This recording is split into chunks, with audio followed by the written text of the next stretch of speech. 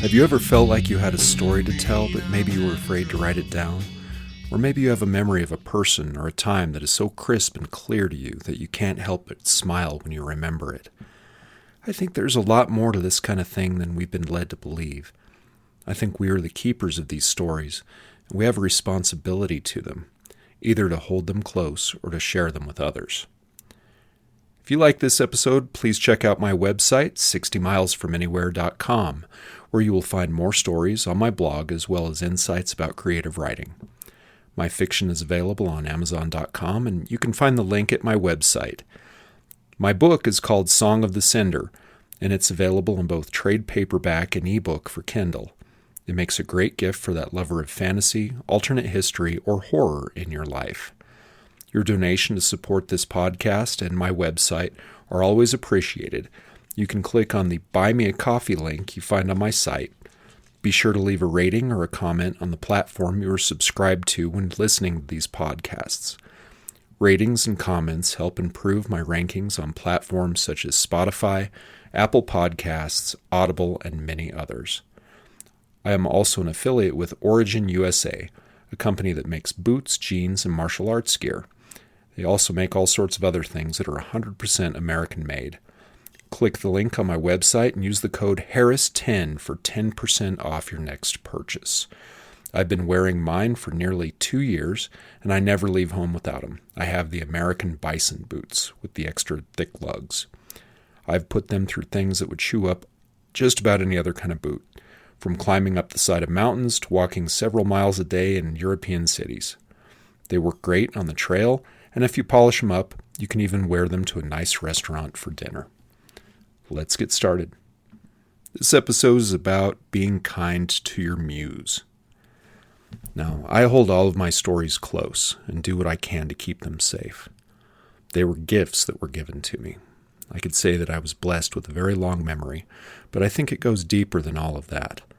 The memories I have and the stories I've collected over the years all have meaning to me.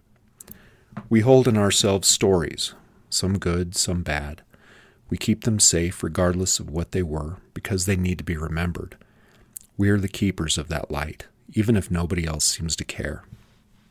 Nearly everyone has stories they remember, but I'm not sure there have been many times in my life I could say, yeah, I don't remember any of that. I might have forgotten people's names over time, but I hold a lot of memories close. I still remember the smell of my kindergarten room. It smelled like modeling clay. I remember the sound the door made when it was blown shut by the wind.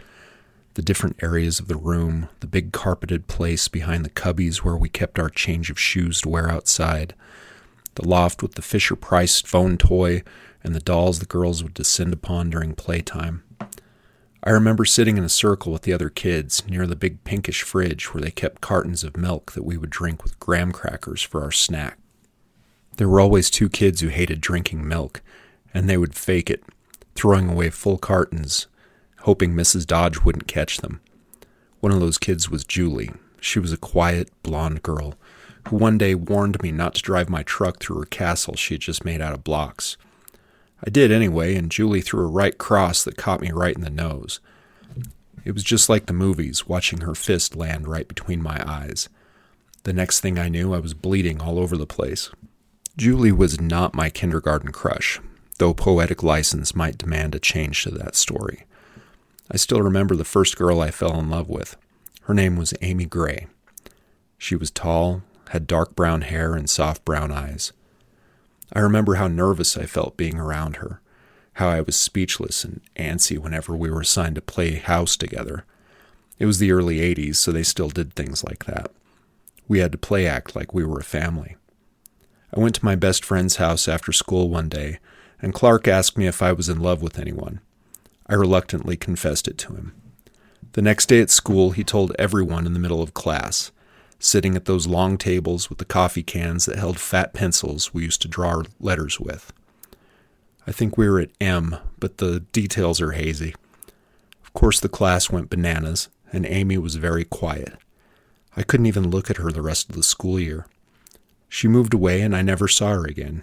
I don't remember the details of her face anymore, just her hair and how I felt warm inside whenever she was near. One day I will be dead, and these stories will all be lost with me. The only loophole to that rule is, as a writer, I get to commit them to memory in written form. And today I committed these in audio form. I doubt either of those young women even remember me. I never forgave Clark for blabbing, but he turned out to be a good guy, and I bump into him about every 15 years, and we chat and pick up where we left off. I'm sure there are plenty of other people out there that remember things about me, and I've already forgotten them as well. When I was married, I couldn't share a lot of these stories. My ex-wife had a traumatic childhood with an alcoholic father and a mean mother who doted on her brother instead. It was no wonder she didn't form any permanent memories until she was probably 10 or 11. I don't know if it was jealousy that I could remember these things with such clarity, or that they took me back to another place where she couldn't be the center of attention. Sharing a memory like that, so simple and innocent, she would have accused me of being emotionally unfaithful, as though because I married her, I never had feelings for someone else before or since or ever would again. I buried my stories deep to protect them. They meant everything to me, not just because they were experiences that had built me, but also because I had a responsibility to them. I think most people just have things happen to them and the story is something that they tell at a party or in the quiet of the evening, reminiscing. My family is big on stories. We tell the stories of people generations back. Pretty much everything past your great-grandparents is going to be lost to time, unless they were famous or notorious. Certainly these little birds of my memories can't hold up to tales of someone being a bank robber or a ship captain. I might tell stories because I assign significance to moments that most people wouldn't find significant at all. I still remember in junior high my locker number was number 5. I remember in 5th grade the name of the dirty kid who stuttered was Clarence. His southern accent was so thick that we wouldn't have been able to understand him even if he didn't stutter. He was one of those kids who moved around a lot, coming and going a few times during my time in grade school. Those images of a time long past and likely unimportant to anybody else are locked inside of my memory. I remember the name of every girl I've kissed. I remember the names of the ones I was too shy to kiss, even though I wanted to. I remember the afternoons spent with my friends at the irrigation ditch, building a raft out of 2x4s, and then just giving up and using the inner tubes instead. The days on the swim bus to Steamboat with lots of Bon Jovi and Kenny Loggins playing from a boombox in the back, which never seemed to run out of batteries. That hot pit of terror in my stomach that would well up whenever I smelled sulfur, knowing that in a few minutes I was going to have to get into that pool and learn how to swim in what felt like 100 fathoms deep. Like I said, I hold on to memories for all sorts of reasons. They've kept me company on the coldest nights of my life. They've been the warmth of the sun when it felt like it would only ever be winter. So I let them out sometimes. I let them fly and circle around in the sky, and they always come back, though sometimes they come back a little paler than before, the sheen of iridescence gone from their wings. So the woo-woo factor of writing that I wholly believe in, and maybe that should be holy as in something sacred as well. I agree with Stephen Pressfield that there is a force we have known collectively as the Muse, ever since people were inspired to spit paint on their hands in caves during the Ice Age. It's almost like a radio signal some of us love to hear and tell stories that are tuned into us.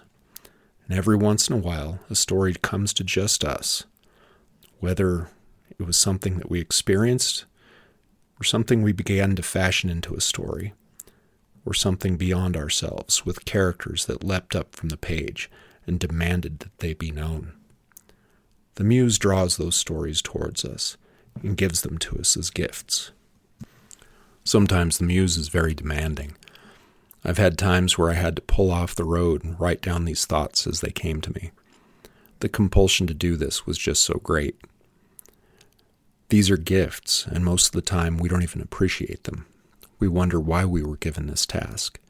Surely somebody better could do the story justice. But I also believe that the Muse chooses the right person for the job, regardless of the faith we have in ourselves. No one else could tell this story. The Muse is never wrong. But the problem we have is all that self-doubt and getting in our own way tells us otherwise. It convinces us that we don't have the talent, the time, the know-how, or that the story isn't important enough to even put down into words. The story, with a capital S, being a manuscript or a sculpture or a song or a painting or even a dance. Whatever we give life to that is a result of the creative process. We tell ourselves that we have to be more grounded and responsible. We have mortgages and car payments, speeding tickets, weekends at the in-laws, meetings, etc., etc. We will work on the book when we retire, only to find that we have even less time because of naps and medicine and gardening and cooking and watching TV alone and visits to the grandchildren and just feeling like every day is a struggle because between the time we had our first crush in kindergarten and retirement, we have about half the battery life we once did. We have medications to take, New Balance shoes to wear and trade in for an identical pair of New Balance shoes. The Muse isn't wrong, but like other holy things, we are given free will with these stories. We can tell them, or we can choose to dick around, toiling our lives away, convincing ourselves that we aren't the ones to tell it. Like those memories I hold on to, those stories will die with us. After all, we're the only ones that can tell them. We were chosen. Not only should we be kind to ourselves and more forgiving of our biggest sin, which is wasting our time, but we should be kind to our Muse as well, the one who believed in us more than ourselves. Most people go through life with only a handful of stories. I don't think they care one way or the other about what happens to these stories once they are told, much less when they die. The vast majority of us wind up with only one story to sum up the entirety of our lives. A name, a date of birth, and a last day on this earth chiseled into a cold rock that sits 6 feet over our heads. There are acres and acres of fields with only these scant facts to bear witness for an entire lifetime of skinned knees, playing fetch with dogs, first kisses, first heartbreaks, favorite meals, last goodbyes, and 100,000 days of holding on to this spinning sphere for dear life, if we're lucky. Maybe when we die, a part of our spirit becomes these stories, and they're returned to us through the touch of a Muse, in new clothes, with new pink lungs and bright eyes. We should be kind to our Muse and listen when they tell us that we're the right one for the job. Lately, I've been struggling with my own story. It feels like something too large for me to carry around sometimes. I have my doubts that I screwed it up, that it's garbage. The other day I started going through it and realized it wasn't that bad at all. I can only imagine my Muse looking smug as if to say, "I told you, I'm never wrong." It still needs a lot of work, but I need to trust my Muse, trust my project, and believe that I am the only writer who can tell this story. There's a reason I hold on to the stories that I keep inside. It was something I was made to do. I think many of us were, but we chafe against a world that tells us we're only cogs in one giant machine. We exist to serve the system or be subjugated, chugging light beer on the weekend to numb ourselves from the pain of an unlived, unfulfilled life. So the other day I was watching Rick and Morty. How's that for a juxtaposition? I friggin' love that show. In this episode I was watching, Joseph Campbell was trying to convince a writer to stop writing. He told him that writing is adjacent to mental illness. If you think about it, that's probably true. Can you imagine what the first person who scratched on a cave wall must have looked like to their people? Why would anyone even do that? It's not a deer or a mammoth in the literal sense. Sure, it looks like one, but you can't eat it. That person had to have been touched in the head. Maybe that was a story that could be told again and again. That crazy time they killed something that big, that looked like that, and it fed everyone for weeks. That would be something to remember. I would even go further and say that writing, or creativity, whatever the case may be, is the application of mental illness. I mean, after all, we're creating a narrative about somebody who never existed, yet somehow we feel things for them. We want them to succeed, we empathize with them when they fail. Telling stories is like a virus of the mind, which infects the minds of others. During the Enlightenment, people started telling stories about systems of government that were not created by divine right, other than inalienable rights for all of us, even the commoners, and we were born with these things. In just about 400 years, look at where we are now. Well, maybe don't look at where we are now. Forget I used that as an example. But it was a very strong virus that caused us to remap the way our brains are built. Once you learn how to read, your brain is no longer capable of seeing just a jumble of shapes. It immediately puts those letters into language, which we see as words. It's something that can't be unlearned unless we suffer head trauma or fall ill to a disease. We pass it on to young people for generation after generation. We are defined by it sometimes on a cultural level. It's no wonder that some of the worst things to happen to human civilization is when their history, art, and literature are destroyed. It kind of makes you think about the times we're living in now, how so little value is given to expression in this way. Work in a factory, leave the creativity to somebody else. Even though you have a direct line to share your creations with the world now, you still aren't a creator. Leave that to the professionals who went to college and racked up hundreds of thousands of dollars in student loans or had their rich parents pay for it. That ain't you, my guy. I have a limited amount of time in this world, as do we all. The limitation of a short lifespan is choosing which stories I get to share, which ones I feel like somebody might actually want to hear. I'm probably wrong about that too. After all, the gatekeepers are the ones who place value on each story by paying us for the best ones. I don't think any story is necessarily better than any other. Like all those rows of headstones, who's to say which person encapsulated by those beginning and end dates lived a fuller life than somebody else?